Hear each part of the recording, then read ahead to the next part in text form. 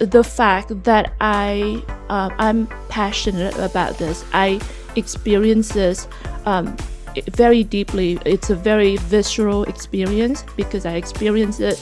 It impacted my life. It defined every aspect of who I am.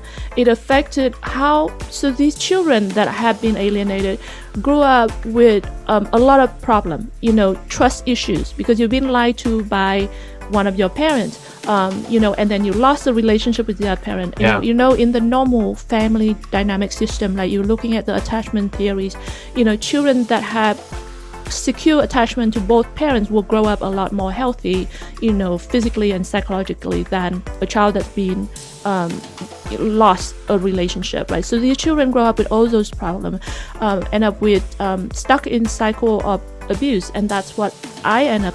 That's why I made film about domestic violence, because that's how I end up with relationship after relationship of abusive relationship with toxic people, because we never learn to what a healthy relationship look like.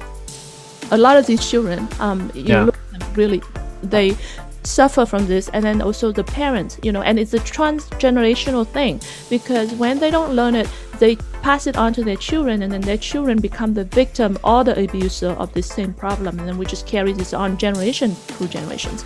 And so I experienced this very viscerally. So I really recognize that skill set and qualification you can get.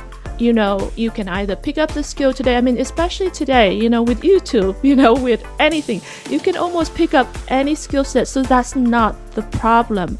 And you can bring in the right people if you need. And I mean, that's what I'm doing. I'm standing on the shoulders of the giants. I'm bringing in the experts and asking them, what is going to be the solution for this? How do we solve this? I'm not doing this on my own.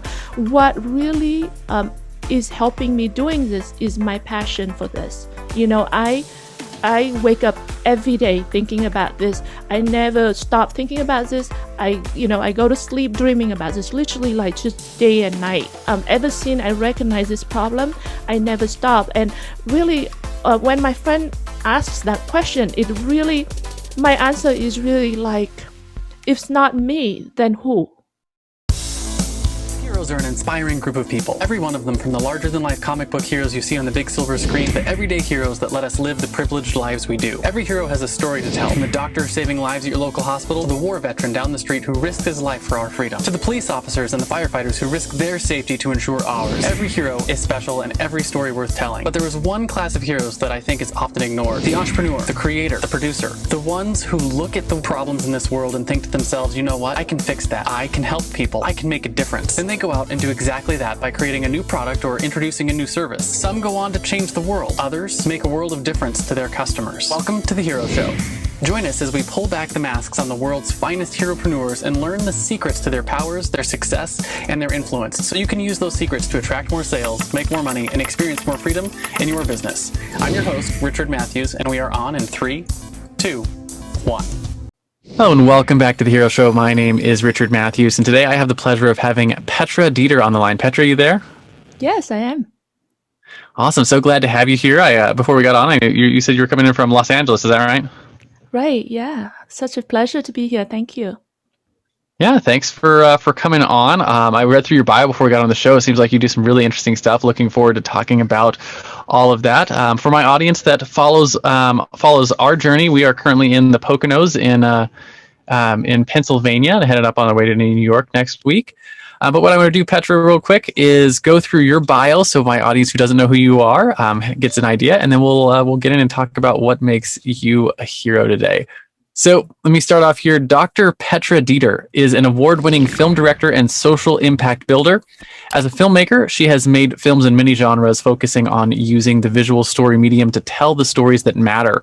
Her film Reborn, about domestic violence, premiered at the legendary Chinese Theater in Hollywood and won over 24 international awards and screened at festivals and theaters around the world. And her upcoming film is a feature-length documentary called At All Costs that examines a 5-year custody battle and the system failure that led to the murder of a 10-year-old boy by his father.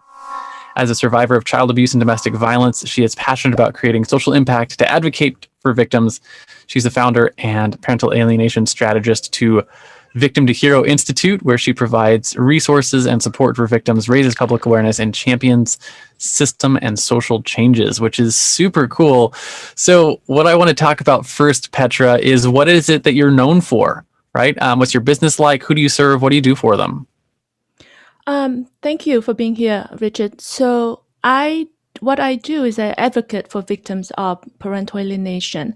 I don't know if the term is well known with your audience, but in general, when we mention that term, people usually look at us with a blank look, even though it's something Yeah. that's affect, over 22 million parents in the U.S. alone, and obviously as many children because every parent has, at least one child. But parental alienation is what happens when a parent or someone who badmouth or brainwash or influence the child to reject the other parent, and this usually happens in a Oh, yeah. divorce or separation, right? You see that probably a Have lot. experience with that in my own life. Oh, how? Stepbrother, and the ex-wife of the stepdad went through the whole process of trying to make the stepdad out to be an evil person, which he wasn't, but succeeded with making the child not like his dad. Yeah, so you know what it's like. It's Yeah. it's As a brother, crazy. I was growing up with him, and I remember like he'd come over to stay with us, and he'd get on the phone with his mom, and she would badmouth the dad and make the child feel like he was a problem and everything for enjoying his time with his dad. It was rough, as I was only a couple years older than him as an older brother, and it definitely impacted our lives. Wow, how is it now? He is in his mid 20s, I think. Yeah, has So he reconnected with his dad? Is he in a good relationship with his he dad? has. I would say it's okay. It's not as good as it could be, but it was rough starts. So Yeah, and this is the thing when you talk about this and explain what it is, really, virtually everyone can say, "Yeah, I've seen this." Like, oh, a couple got divorced, and then the mother will say, "Oh, your dad is a deadbeat father, and he is a drunk, or he's a violent guy, or something." And then the father will say to the child, "Your mother is, mentally ill, or she, hmm cheated on me, and she left us," or things like that. Like, bringing adult problems into the children's world, and force the children in the middle of the adult conflict and forcing them to choose. And I mean, as adult, we know that when we have a couple of friends, and if they break up, we know that, let's say we hang out with the wife, we will stop talking to the husband because otherwise she's going to be offended, or vice versa, hmm right? And yet parents expecting this of their children, and they don't care that the child, even though you don't love your ex anymore, the child still has the right to love their parent. And yeah. so, yeah, so what I do is I advocate for these parents. We do a lot of different things. So, at the personal level, we provide education and resources, we provide support. And then at the industry level, we do research, and we again provide education and resources. And then at the society level, we provide public awareness campaigns. And at the system level, we're working on legislative reform and also education and resources. So we essentially trying to solve this problem at all levels. Yeah, all levels of the culture. That's really cool. So, what I want to talk about then is how you got into doing this as a business and actually trying to make that kind of social impact. We talk on this show all the time. Every good hero has an origin story. It's the thing that made them into the hero they are today. We want to hear that story. Were you born a hero? Were you bit by a radioactive spider that made you wanted to get into this kind of public awareness I'm going to mess the term up. What did you call it?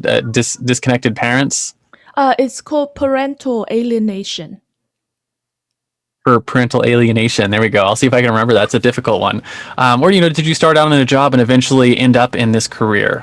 So what is your origin story like?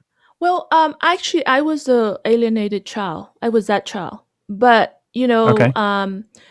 a lot of these children don't actually realize that they are victim of abuse. This is a form of abuse. Let's no question about it. It's a Mhm. form of child abuse, and it's a form of domestic violence because somebody's using the child as a weapon to hurt and control their ex or their. Sometimes it's the step parents that play a part of this. So it may not be their ex, but it's somebody. So anyway, I was that child. And I had no idea. I rejected my father, and I never questioned at all what was going on. And then when I became an adult, I always held on to that belief that my father was a monster, and I never stopped to go, well, what did he do that was so bad? I just believed it, because I grew up with that narrative, and I just Mhm. stick to that narrative.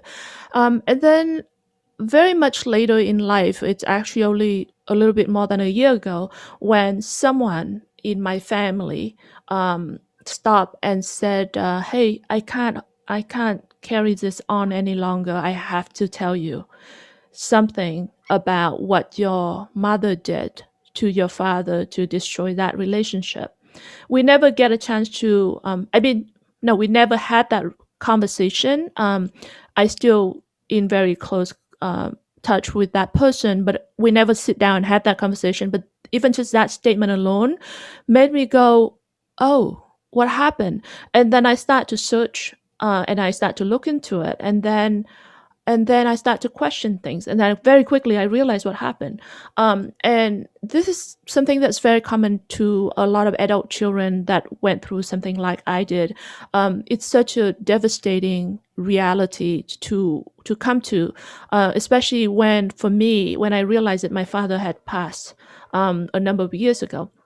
And the only thing that really helped me was he actually left behind a website that was actually made for me. It was I searched for his name, and I found it. So anyway, that really helped because then there was writing from him. There was different things that really tell me that he loved me. I didn't know that. As an alienated child, they always thought that the rejected parent didn't love them, or that the rejected parent was dangerous, or that they, whatever, all of those things. So anyway, that's when I started to look at this, and I thought, okay, and then so I thought I would make a documentary film about this. Because my background is like part of my background is an indie filmmaker, and before this, I actually made a film about domestic violence, and like you referred to it, actually two films about domestic violence, and then before that, I'm always been doing film that is sort of in the topic that is a little bit heavy. Actually, when I made a Yeah. comedy, a friend of mine actually joked and said, "Wow, this is the first film that nobody died in your film," because I'm always sort of like working with either serious issues. So anyway, so I made the film, and then I thought, okay, I'll just make another film about parental alienation. I thought I would just go and interview a few people. Like you imagine a film is about 2 hours long at most, right? 90 minutes to Yeah. 120 minutes. So if you get maybe 5 or 6 people, you interview them, similar story to me, and you cut it together easily, right? You can get this done in a matter of a few weeks. So I thought, okay, I'll go and do this. And I remember even telling my husband, I'll do this film in 6 weeks. This is more than a year ago. And so I kind of reached out then in the social media and just kind of put the word out and said, I'm working on a documentary film about parental alienation. I would love to talk to people that experience this. I had no idea how big this problem was and how serious it was. And so the next thing I knew, I interviewed over 700 cases now. Parents that Wow. experience this, yeah, and children that experience this, and it's horrific. It's, the cases that went to the extreme, the tragic ending. And then there's some cases that are lighter. There's some cases that just had no hope, and there's cases that people reunited. So it's a whole gamut of things. And then, so while I'm doing research on this, I did a lot of reading because my background is in research. So I read a lot of scientific study about this, and then I interview a lot of experts in the field about this. And I thought, oh, it's going to take me a while to get this film done. And when I finish, it's only 90 minutes or 2 hours long. it's not going to help people that much. So why don't I start sharing this? So that's when I started. This is like about 3 or 4 months ago. I started the Facebook page and a website, and I started to share what I'm learning. So every several times a week now we have events like programs where we bring in forensic psychologists, clinical psychologists, and different expert in the field, and we do this live event on Facebook, and our event reach now is over 86,000 people. And we also syndicate with partners that have over 300,000 people, and so we're doing events several times a week. And then from there, I just started to get involved with so many things. We released a book just, I guess, maybe last week, one of the series of 4 books that we're going to release before the end of the year. We have a training program that coming very soon for professionals so that they can help the victims. We got involved with so many different things that the example that I mentioned earlier. Wow, that's amazing. And it sounds like you really run the gamut from getting like learning about your own story to learning about other people's stories to turning this into a full-bred like cultural movement that you're trying, hopefully gonna have an impact on that. Because I know, just from personal experience, it's not a fun thing. Even, it wasn't done to me. It was done to my stepbrother. And it was still rough. And it's it's definitely a form of child abuse. And I would love to see. I didn't realize it was that widespread of a problem. So it's interesting to know that, and it's also really cool that you're doing something about it. And again, that's why we have people like you on the show, because that's a real hero who goes out and changes things for the better. So what I want to talk about then is sort of how you're using your powers to change that problem, right? Your superpowers. And we talk all the time. Every iconic hero has a superpower, whether that's a fancy flying suit made by your genius intellect, or super strength, or the ability to call down thunder from the sky. In the real world, heroes have what I call a zone of genius, right? It's either a skill or it's a set of skills that you were born with or you developed over time that energize everything else you do, right? And the superpower is what sets you apart. Right, and allows you to help your people slay their villains and come out on top of their journeys. Right, and if you look at all the skills you developed over your life, everything from the research to the documentary filmmaking, those kind of things, you probably have one skill that sort of ties all those together, something that energizes everything else, and that's where your superpower is. So with that sort of framing, what do you think your superpower is that's allowing you to help people with this struggle? Yeah, actually, so just recently, I think about this all the time, and just recently I got caught up with a good friend that I haven't been in touch for years. And, again, I kind of explained to him what I'm working on, all that stuff. And as a good friend, he asked me questions, and then he also played devil advocates. And then he would ask, among these questions, one of the questions was, why you? Like, why do you think you should be the one who solved this problem? And there's so many people that are so much more qualified than you that have been working on this for decades. What make you think that you're going to solve this problem? And really, I explained it to him, and I think this is where your question, this would be the answer to your question as to what is my superpower. And I think it is it come with the fact that I'm passionate about this. I experience this very deeply. It's a very visceral experience because I experienced it. It impacted my life. It defined every aspect of who I am. It affected so these children that have been alienated grew up with a lot of problem, trust issues, because you've been lied to by one of your parents, and then you lost the relationship with your parent. Yeah. In the normal family dynamic system, like you're looking at the attachment theories, children that have secure attachment to both parents will grow up a lot more healthy, physically and psychologically, than a child that's been lost a relationship, right? So these children grow up with all those problems, end up with stuck in cycle of abuse, and that's what I end up. That's why I made film about domestic violence, because that's how I end up with relationship after the relationship of abusive relationship with toxic people, because we never learn to what a healthy relationship look like. A lot of these children, Yeah. look at them, really, they suffer from this, and then also the parents, and it's a transgenerational thing, because when they don't learn it, they pass it on to their children, and then their children become the victim or the abuser of this same problem, and then we just carry this on generation through generations.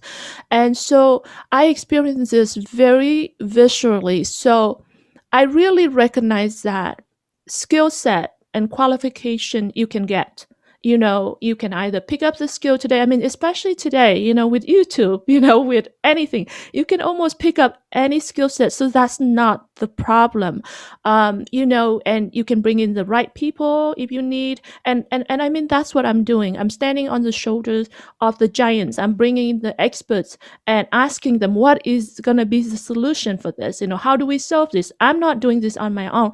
What really is helping me doing this is my passion for this. I wake up every day thinking about this. I never stop thinking about this. I go to sleep dreaming about this, literally like just day and night. Ever since I recognize this problem, I never stop. And really, when my friend asks that question, my answer is really like, if it's not me, then who? You know, it's Yeah. and that's where my superpower. That's a good way to think about it. If not me, then who? Right? Because someone needs to step up and bring about the social change, right? And work on changing the culture. And I love the idea that you said a word that strikes really close to home, which is the visceral feeling, right? It's like that deep seated emotional connection with the issue that you have. Because you've been there, you've experienced it, and someone who is on the outside and studies it or looks at it, or like they're not going to have that same connection with the problem that you would have, right? And the same connection with the other victims. And anyways, I think it just gives you a special place to be. And one of the things that I believe pretty firmly is that mastery begets passion, and as you get better and better at what you're doing, you'll just get more and more passionate about the subject, and it'll have a positive snowball effect on on the social change. Thank you. That's what I'm hoping too. And I think when you come from that place of authenticity, I think you can reach people easier, and you're able to build collaboration, and then you're able to bring bigger impact. Yeah, absolutely. So I want to talk about the flip side of your superpower, right? So if your superpower is the passion that connects you to this issue, your fatal flaw is the opposite side of that, right? So just like every Superman has their kryptonite, or Wonder Woman has her bracelets of victory she can't remove without going mad, you probably have a flaw that's held you back in growing your business and growing your reach. Something you struggled with. For me, it's been a couple of things in my career. Things like perfectionism that kept me from actually shipping product for the longest time, because I could always make a few more tweaks here or there. Or one of the other ones was lack of self-care that meant I let my clients walk all over me because I didn't have good boundaries. But I think more important than the flaw is how have you worked to overcome it, so that you can continue to grow and continue to have the impact that you're looking to have. Hopefully, sharing a little bit about your flaw will help our listeners learn from your experience. I would say that my very big flaw is actually my mental, my money mentality. Like, how do you call it? The way that you're looking at money. Um, Mm-hmm. I I never sort of look at this in. So it's weird because I'm a business strategist. Before I went into this, I helped many startups raise money from venture capitalists and angel investor. I taught entrepreneurship at UCLA. I taught the entrepreneurship boot camp for veteran with disability that got funded from the GI bills. I have multiple. It's weird that for someone that coming from that business background, I had no problem helping my client back then, with how to build their and grow their business and how to make money. But when it comes to things that I do, and especially when this is something that I felt so personal, I felt it's so wrong to think of, how to make money out of this. So I'm constantly feel like, I can't charge money for any of these things. And really, in the long run, that's actually going to be really serious, because I've been working on this for over a year, and I have not charged anything to any of the parents. And that's going to create a problem in terms of sustainability. So the Yeah. way that I fixed it is actually I brought in a board of advisors who are amazing executives out there, and we actually look at this. And at first they were like trying to push me and said, no, no, no, you deserve to earn this. You know, you can charge these victims a lot of money. And you're talking about these parents that spend.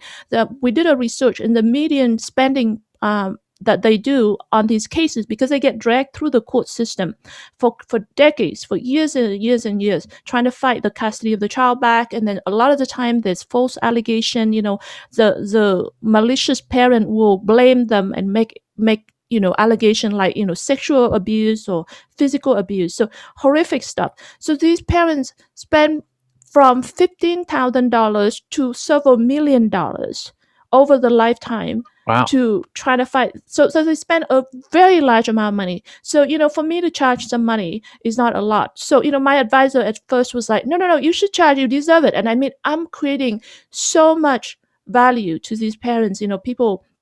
We have support program that's free for parents. We have educational program.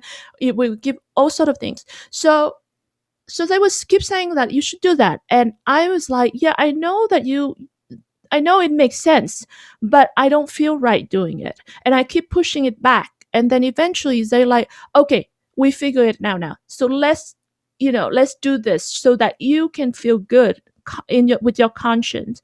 You're still providing free solution for your victims, but you can still make this a sustainable business. So what we're doing is we're creating a certified training program for professionals. So the parents, we are not charging the parent, but we are developing, it's a B2B, it's going to be a B2B model instead of a B2C. So instead of selling to the consumer, we are teaching this reunification program, teaching parents how to reunite with their children. And then these therapists or these mental health professionals can create centers around the country and around the world to help the parents and the children.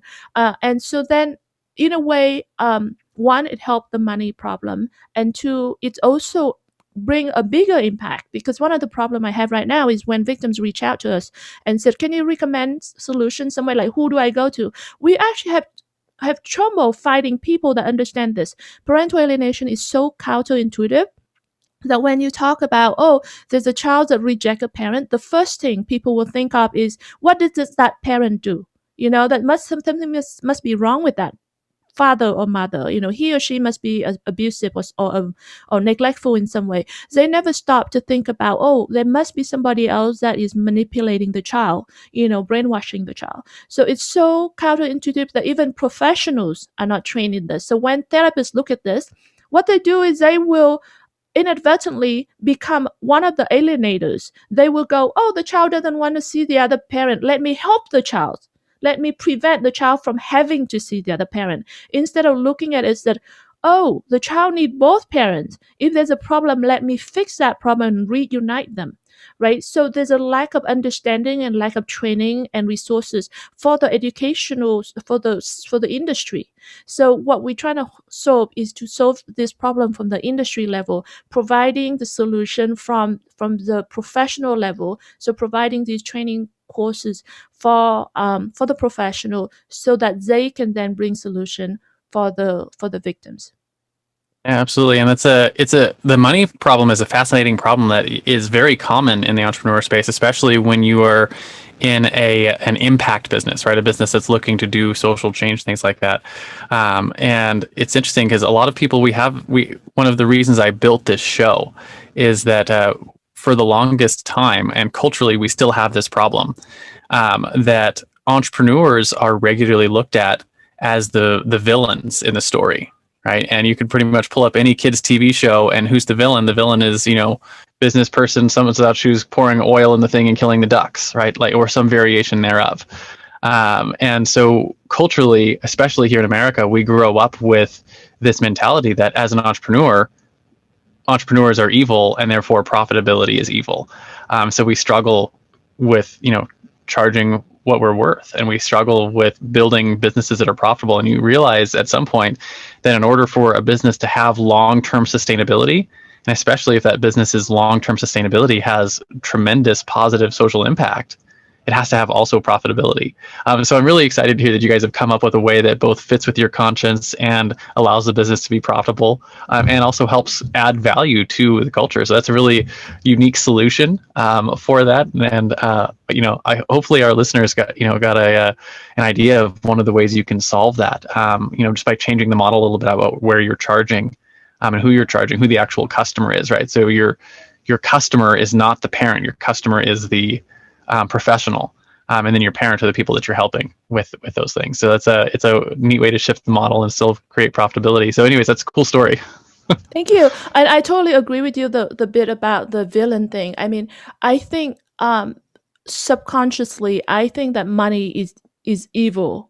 Even though Yeah. on the logic level, I understand that, oh, I need to make sure that I can figure out a way to sustain this and be able to run these campaigns, because it takes money to Mhm. do things. And, even making the documentary film, I mean, I invested so much money into it so far, and, there's no money coming in, right? And so on the logic level, I understand that if I don't make the money, I'm not going to be able to do these things that is important for the parents, for the victims, for these children. But then I think subconsciously, it's hard to break that mental. I don't know. It's something that's sort of like maybe you must have, like, I must have learned it subconsciously as I was growing up, and I think I associate money with evil in some way. Yeah. And yeah. Yeah. So it comes from a lot of cultural perceptions and storytelling that happens. That like I said, in our stories, it's an entrepreneur that is the bad guy, which is, there's certainly a place for that. There's certainly entrepreneurs who are bad guys, but it's just like anything else. There's bad actors in pretty much every field, but then there's also some religious connotations where people, like the Christian religion, for instance. There's a belief that says the love of money is the root of all evil, which is very different than money is the root of all evil.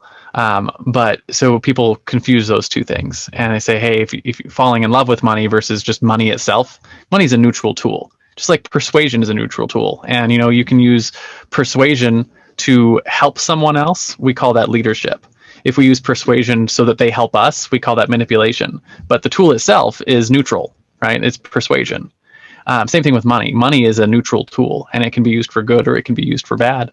And just for whatever reason, culturally, we've always, sort of veered towards teaching people and telling stories about money and entrepreneurship and profitability as being evil, when really that's not the case. Anyways, that's why we exist, right? Because the same kind of social change on a much smaller scale, but hopefully helping entrepreneurs understand that the work that they're doing is really valuable and it should be profitable so they can sustain it and help more people. That is such a cool way of looking at it. Yeah, thank you. I actually really appreciate that analysis. Well, thank you. That's cool.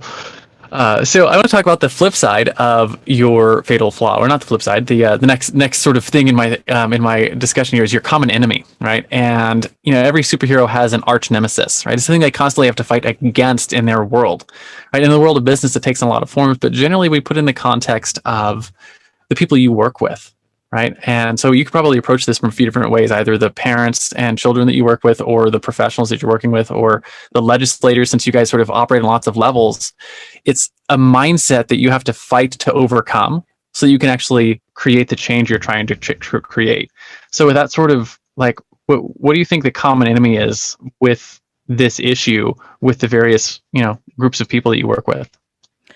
So unfortunately, there's a very widespread misinformation out there that became a very dangerous thing for victim of parental alienation. And the misinformation out there is this widespread belief that parental alienation is not real, and that it is only a legal tool that abusive father use to take custody away from mother. So there are actually a very strong activist group out there that go and spread this message and say, for example, there's a domestic violence situation, the father is abusive, and then the mother is so scared that trying to protect the child and then kind of hit the child away, and then the father go to court and then use this term parental alienation, invented this term parental alienation in order to take the child away from the mother. And then they went even further to say that the court, as soon as they hear this term, immediately always take the child away from the mother and give it to the abusive father.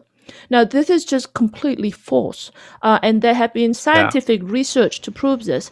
And not to mention thousands and thousands of our audience who have never heard of the term parental alienation before, but experience it themselves. And then by the time they found what we're talking about, they're like, yeah, that's exactly what happened to me. So just because you deny something that is not real doesn't mean that it's not real. Like, it's the same with, I talk about, for example, you can say, like, Newton discovered gravity, right? You can hate Newton as much as you want. You can say he's evil, he's whatever.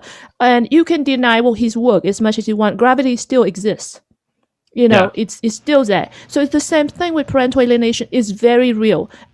It happened to me. It happened to all these people, regardless of whether this scientific or activist group deny whether it's real or not. So that's the first part of it. The other part is that they argue that it's the tool, but and they try to make it as if only father is abusive and it's a gender issue. It's not. Both mother and father are just as likely to be abusers as well as the victims of this problem. And the court is not blind to this. The court is completely capable of recognizing when this problem is being presented properly. The court look at that and understand when the abuse has happened and how to fix the problem.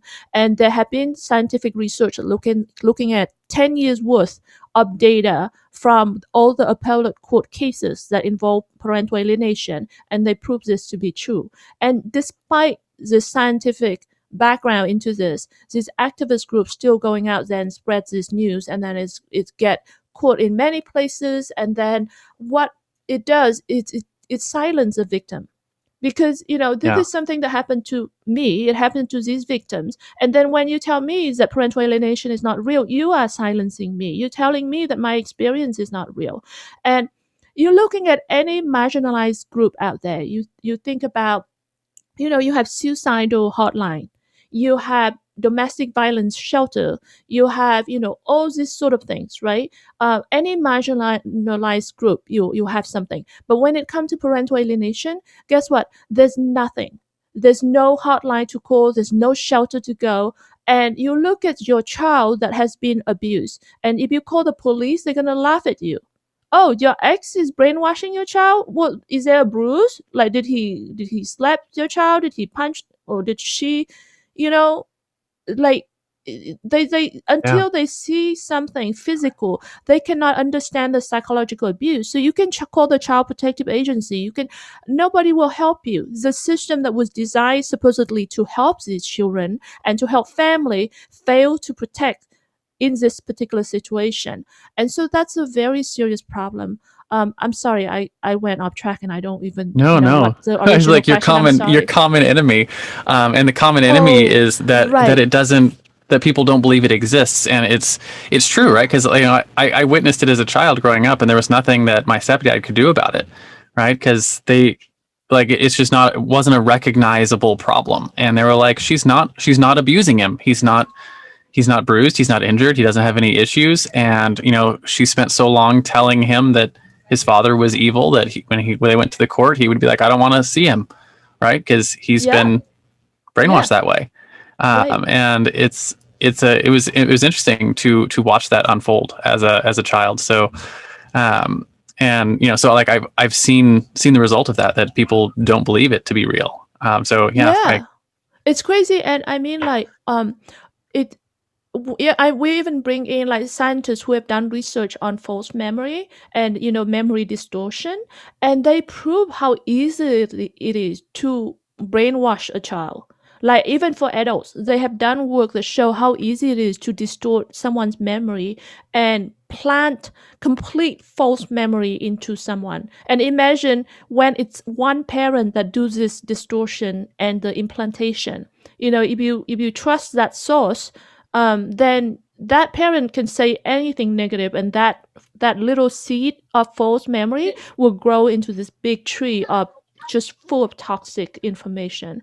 And and Yeah, it's yeah. really It's sad. there's this really interesting thing that goes on with your brain. Your brain is super, super powerful, and it is incapable of making a distinction between something that is visually, like that is visualized in your head, and something that's a real experience. It's one of the reasons we love fiction, right? Because fiction novels they create and storytelling, like cinema, like you do, is we experience those very viscerally, and they create the same types of memories that real experiences do. So if you have an abusive parent who is feeding stories, especially visceral emotional stories to the child, it creates the same type of memory that any other fiction would. So it's how you create, in what you called false memories. Yeah, absolutely. I mean, that is so true. Yeah, that's exactly what's going on. And I mean, we brought in, for example, Dr. Elizabeth Loftus, who is a world-renowned expert in memory, and she talked about this. And we're bringing more expert in this field about and to talk about it. And yeah, it's crazy. It's exactly like you said. They could not distinguish between the true experience and the false memory. It feels just as real to them. It's crazy. Yeah. Yeah, yeah. And I said that's why we love reading books, because when you get into the book, it feels real, and Right. you have the memories of going through that story, right? Right. Yeah. And those are false memories. You didn't actually ride on a dragon, right? You didn't actually go to the school for witchcraft and wizardry, but it feels like you did, Right. right? Because Yeah. that's the way our minds work. So Yeah. that's super fascinating.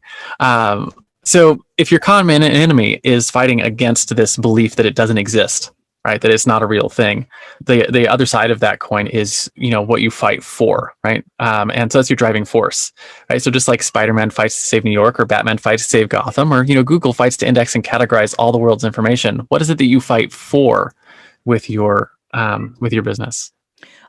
So I think that would be two things. One is that to get this to be recognized that it's a form of child abuse.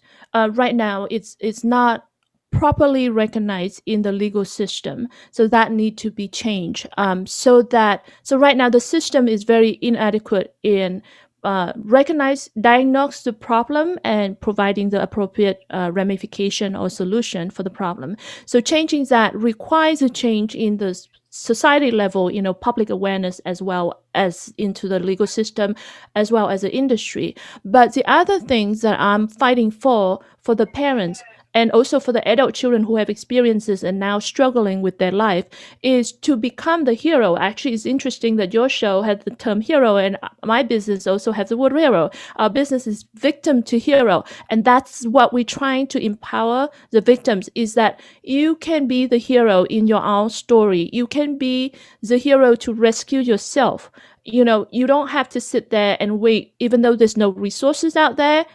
You know what? We can help you.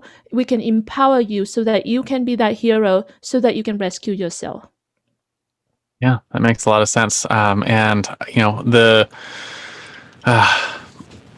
message that you're providing for people, and hopefully helping to restore those relationships whenever possible, I think that has nothing but positive ripple effects it'll have on our society as we go forward. So it's definitely a problem that is worth fighting to solve.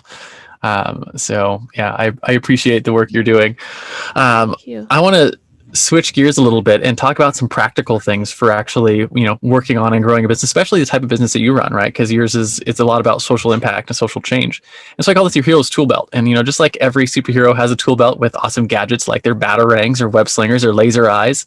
And I've talked about top one or two tools you couldn't live without to actually do the work that you do. Right. It could be anything from your notepad that you use for thinking, or your calendar to keep track of your schedules, or your marketing tools, or something you use to actually tell the stories.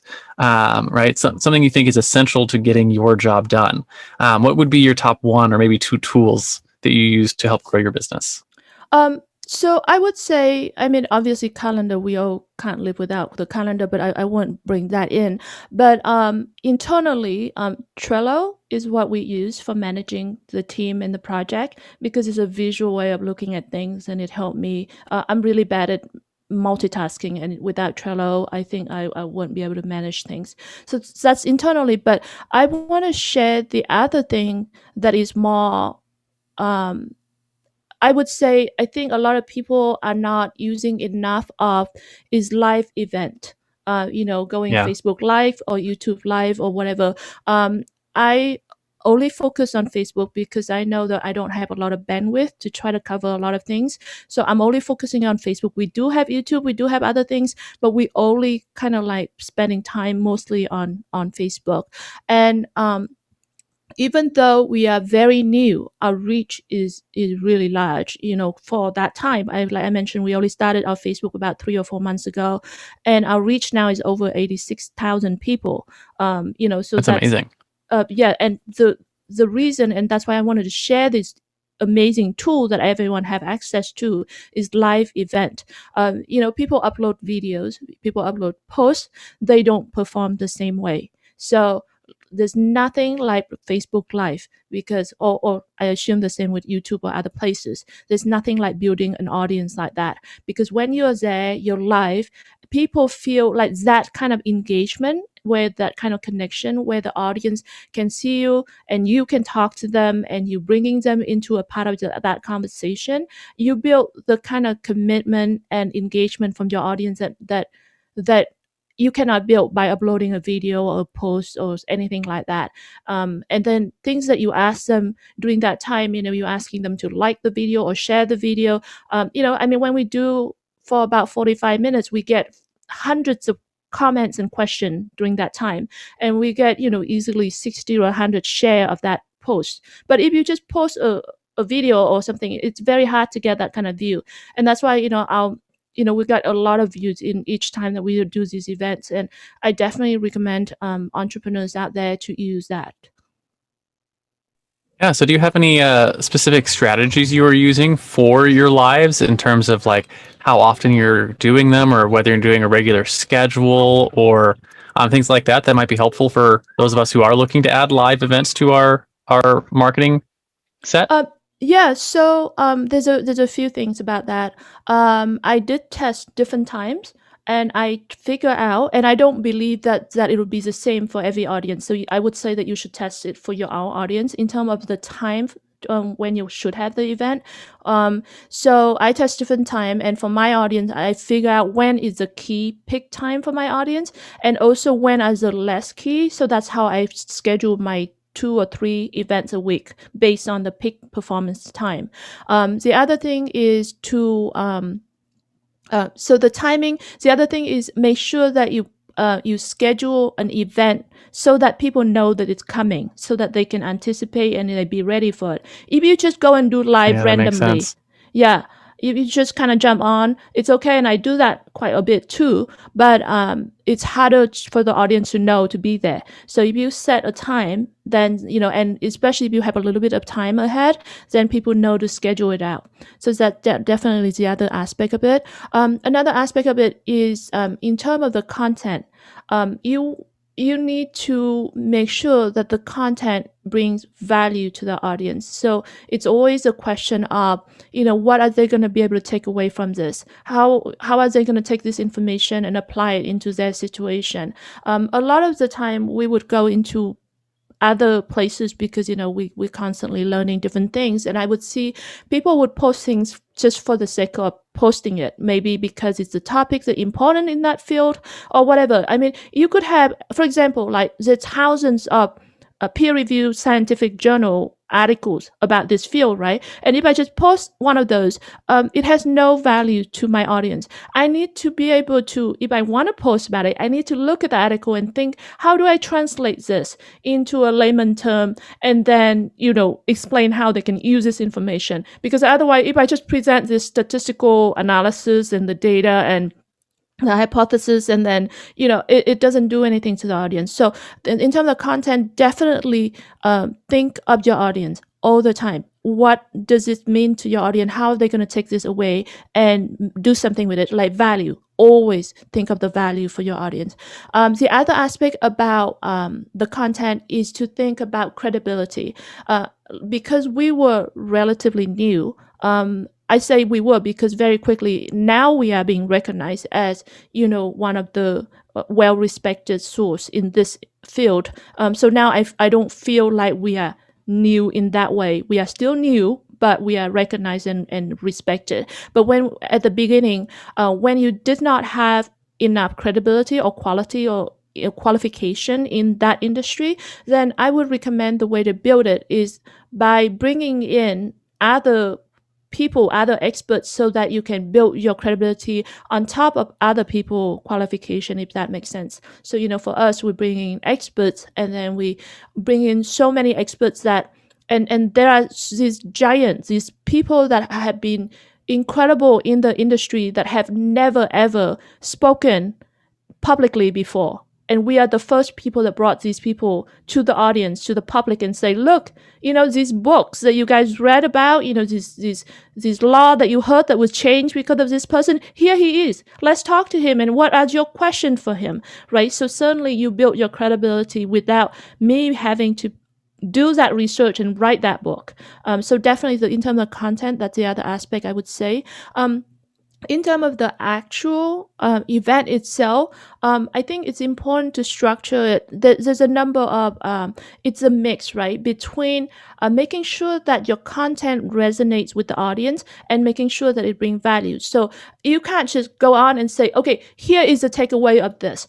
You need to make sure that it resonates. So before people can hear you and believe you and understand what you're trying to tell them to do, and for them to take on that advice, they need to know that you understand their problem. So the way that you build this event or this talk or this video, you have to start with where your audience is. You can't go straight up to the result. You need to start where they are, right? And you need to make sure they know that you understand their problems. So there's a lot of repeating things that it may seem very basic maybe to you or whatever. It may seem very obvious or very simple, but you have to start there. You have to make sure that your audience feel that they are heard. So you start from there, and then you slowly bring them up to get to that value point that you want to bring them in. So those are really important part of it. Yeah, that was almost like a whole mini class on how to do live events. So if I could just sort of recap, make sure you're testing for the right time and, going for peak time and, doing things like making sure the audience understands and translates the value that you're bringing. So you're putting it into their terms. And bringing in other experts to help build your credibility. And then that last one, which is, getting into learning how to speak to the levels of awareness of any particular problem, right? So everyone in the audience, you have to bring them all to the same level of understanding before you can take them to the solution. Otherwise, if you just start with a solution, you'll leave people behind who don't have the same level of awareness of the problem. So it helps you bring everyone to the same spot. It's all really smart stuff for marketers who want to get in and grow their business. So thank you for that very detailed answer. Thank you. You're welcome. Yeah. And actually, I want to add something else. So I used to be the producer for Mixergy. I don't know, you heard of Mixergy? Yeah, I have heard of Mixergy. Okay, yeah. So I used to be producer for Andrew Warner. And one of the research that we did, or one of the, I guess, insight that we got from a lot of those interview and was that we found that very successful business actually have what they call imperfect website and communication. So so we actually did actually our guests on the Mixergy show actually shared with us that they did tests like A/B testing, and when a website is perfect with no grammar mistake or no spelling mistake, and compared to similar website but with some grammatical error or with some spelling mistake, you actually have better conversion on the one that is not perfect. So imperfection is actually not a bad thing, and a lot of people actually felt like, oh, that is going to be a fatal thing. No, it's not actually. Imperfection actually helps people feel like you are more real, and they feel like you're not out of reach. You're not too distant, too corporate. So actually, for entrepreneurs out there that's sort of concerned about how they look or how they sound, I mean, like, I have an accent. My grammar is horrible. Like, I add s when it's not, and I use past tense and present tense all mixed up. I know that it's not perfect, but I don't let it bother me. And in some way, this is who I am. This is me, and I think that the authenticity actually helps the connection rather than trying to be perfect and then focusing your attention on Yeah, the wrong absolutely. thing. Yeah. Yeah. So speaking of, I've been curious since we started. Where is the accent from? What's your first language? Um, I'm a mix, so I would say mostly Vietnamese. Yeah. Okay. So So is English like your second language or third? um English is my third. Yeah. Third So language? That's cool. I'm kind of I'm a mix of things that I actually don't know yet, and I think at some point I probably should do those 24 test thing. But Yeah, I did now that. that yeah, did you Yeah. discover things that you didn't know? I didn't find anything I didn't know, but I did find out that I was a lot more regionally specific than I thought. So like I knew my family is mostly from the Upper Europe area, but it turns out it's like 99.8% like Scotland, Wales. Like it's Wow. all in one area, like our whole family line is, which is cool. Wow, that's cool. Like Yeah. all the way down to the point we found out we're actually part of the royal line for Scotland, Wales. Like if we go back, I think it's 425 AD, our Wow. great grandparents times 27 or 30 or something like that were the king and queen of Scotland, or not Wow. Scotland, Wales. So Wow, you know, that's amazing. That's so if half cool. a billion people die, we're in line for the throne. Wow, that's really cool. Yeah. That's cool. Oh, Yeah, it's yeah. cool. And now a quick word from our show's sponsor.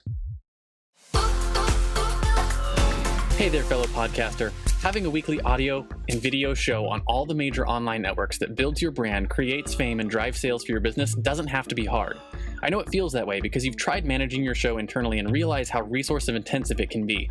You felt the pain of pouring 8 to 10 hours of work into just getting 1 hour of content published and promoted all over the place. You see the drain on your resources, but you do it anyways because you know how powerful it is.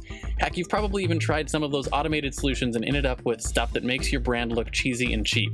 That's not helping grow your business. Don't give up though. The struggle ends now. Introducing Push Button Podcasts, a done-for-you service that will help you get your show out every single week without you lifting a finger after you've pushed that stop record button. We handle everything else: uploading, editing, transcribing, writing, research, graphics, publication, and promotion, all done by real humans who know, understand, and care about your brand almost as much as you do. Empowered by our own proprietary technology, our team will let you get back to doing what you love while we handle the rest. Check us out at pushbuttonpodcast.com/hero for 10% off the lifetime of your service with us, and see the power of having an audio and video podcast growing and driving micro celebrity status and business in your niche without you having to lift more than a finger to push that stop record button. Again, that's pushbuttonpodcast.com/hero. See you there. And now, back to the Hero Show. So I want to talk a little bit about your own personal heroes, right? And every hero has their mentors, just like Frodo had Gandalf, or Luke had Obi-Wan, or Robert Kiyosaki had his rich dad, or Spider-Man had his Uncle Ben. Who were some of your heroes? Were they real-life mentors, speakers, authors, maybe peers who were a couple of years ahead of you? And how important were they to what you have accomplished so far with your organization? I had a lot of people that I look up to, and because I grew up in such an abusive environment that I felt very abandoned, and so I'm sure that you and a lot of listeners relate to this. Is that when you feel abandoned or not loved, you constantly fantasize for someone to rescue you. And so for me, it was reading autobiography and biographies of these famous people, right? So I read a lot. And then when I got to Australia, which is where I spent a big portion of my life, when I got to Australia, that's when I started to reach out to people that I read about. And and then in the US as well, I reached out to a lot of these people, and surprisingly, a lot of people that even really, really famous people will respond to you, and people don't realize this. I think people are just scared to reach out. But for example, I reached out Yeah. to Stephen Covey, who wrote the 7 Habits of Highly Effective People, and he was incredible, and I learned so much about the moral compass from him. I reached out to Fred Smith, who is the founder and CEO of Federal Express, and I mean, even just yesterday, he emailed me. I asked for advice. I reached out to Heidi Roizen. She's right now she's a venture capitalist, but she was she was one of the entrepreneurs that was a very good friend with Steve Jobs, and she sold her company to Steve Jobs. So there's all these people that all play different parts of different aspects of what I learned through my journey. And I think because I didn't have that relationship with my dad, I was always looking for a father figure. So I did have a very good relationship with a very dear friend who's now passed. His name is John. John and Jean really. So Jean is his wife. Jean is still a very good friend with me now. So in Australia, they really treated me like their daughter. And that really helped so much with my healing. I went through a lot of struggle, with toxic and abusive relationship. And I left Vietnam when I was 16. So you were still a teenager, and I left by myself to be in a brand new country. No, I knew nobody.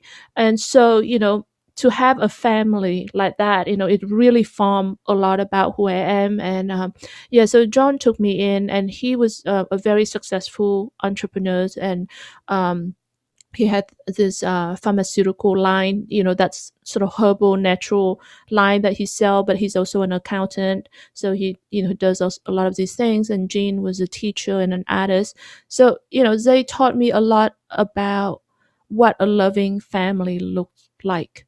And that, even though I didn't achieve that for the longest time, I held that. And I think when you have a clear vision of something, you have a much better chance of achieving it. If I never had Yeah. seen that, I don't think I would ever found my husband now.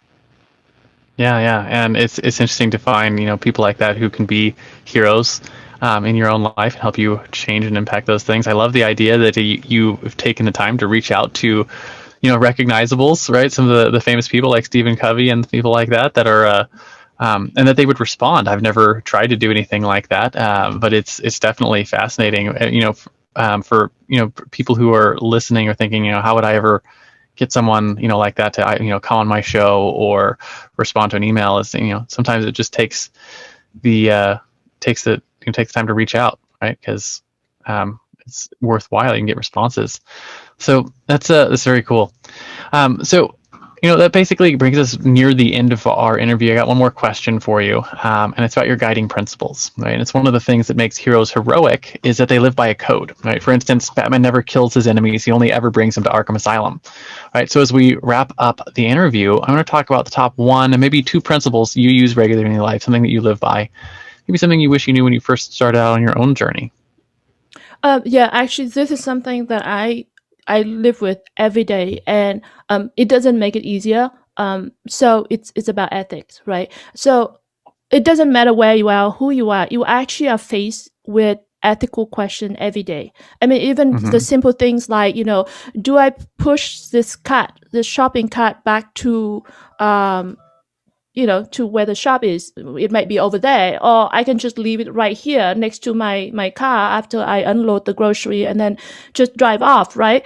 And no one would see it, and nobody that I knew that would see it. And even if somebody saw that I did that, nobody would say anything, right? So it could be that simple scenario. But when you talk about something a little bit more complex, so like I mentioned, we working on building this business, and we have we grew a pretty large audience in a short time, and so every day we are being pitched with.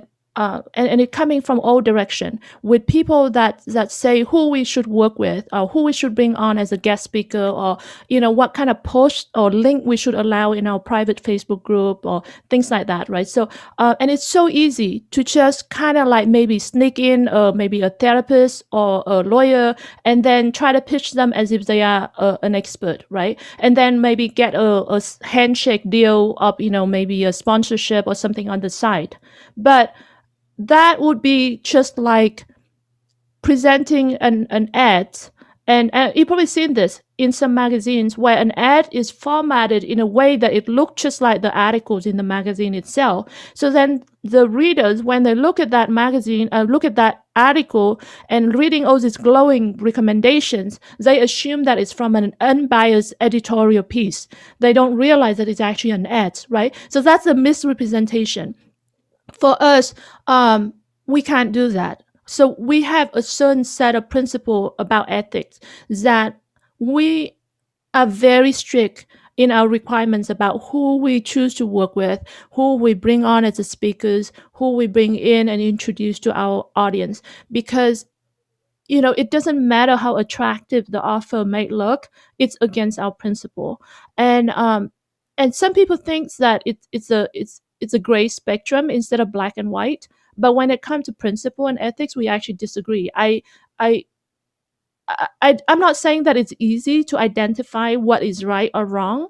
And I'm not saying, and I hate it that people attacking us all the time, because the people Yeah. that we decline, they will try to make it sound like, oh, we're being difficult, or they even kind of do smearing campaign behind our back because we will not work with people that we don't believe that will meet the requirement to bring value to our audience. So it's hard to be like fighting all the time, but we will not compromise, and we will not apologize for our principles and our value when it comes to the ethics aspect of it. Yeah, absolutely. And I don't think anyone ever should. It's definitely a difficult thing to, especially when you get into those things that are more complicated, like you were talking about. And when like I said, it's hard to decide what's right or wrong. But once you've sort of decided, hey, this is what's right or wrong, sticking by that, and holding to it really can help your business. It's like it's having that integrity, right? That I always like the picture. Integrity means you can lean on it and it won't fall over, right? Right. It means people can trust you. Right? They Yeah, can I trust mean, what you're going to say. like I love the term. I mean, when I met Dr. Stephen Covey in person, and he talked about this a lot about the moral compass.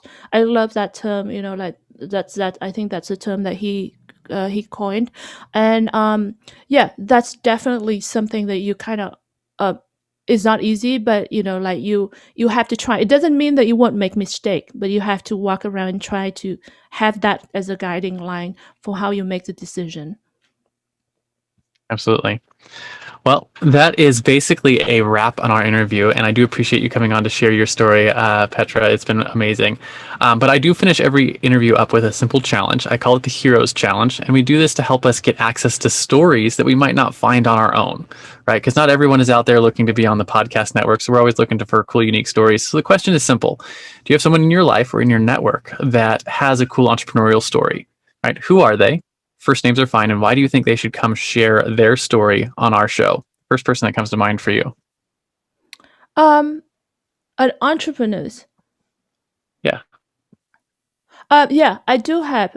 His name is Rex. He's working he's working in the business of reviews. So he's actually the managing partner of I think it's called gadgetreview.com. It's a very Okay. huge website where consumer go and look for reviews on, let's say you wanted to buy a camera, or if you want to buy even just like a dog carrier, anything, right? You go on there and you will look up at a review and you go, oh, between these three brands, this is the best one. So we talk a lot, and I can see that he's just not doing this as a business. He's very conscious about the ethical aspect of this business. How do we bring valuable, authentic reviews to the consumer, because the consumer trusts him to make their Yeah. purchase decision, and it's so easy for him. And it's the same ethic questions like I just talked about with my situation. He faced with the same challenge, as in, how do I make sure that the recommendation that we put together is unbiased, so that the consumer don't just, and it's so easy for him to just kind of sneak in somebody that will pay him a higher referral rate, right? And then the consumer would just trust whatever he say. But he's looking to, like, he really stick by his ethic, and he's looking at revolutionize that industry. The business has already been very successful. The website have, I don't know, millions and millions of views in the traffic, and they are generating in the millions. I don't know the actual revenue. I know that it over seven It's big. figure. It's huge, yeah. But yet he constantly focusing on the ethics side of it. He has a team of over 30 people, and super down to earth, super nice guy. And I'm just honored to call him a friend and also an advisor in my business. And I would definitely recommend someone like that in your show. Awesome. Well, we'll reach out later and see if we can get an introduction. Maybe he'll say yes, maybe he won't, but we try. So thank you so much for coming on our show today, Petra. It's been amazing.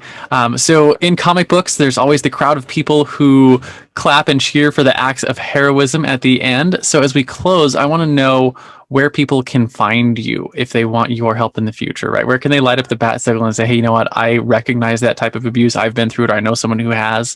How can you help, right? So where can they find you? And then who are the right types of people to reach out and seek your guys' help from your organization?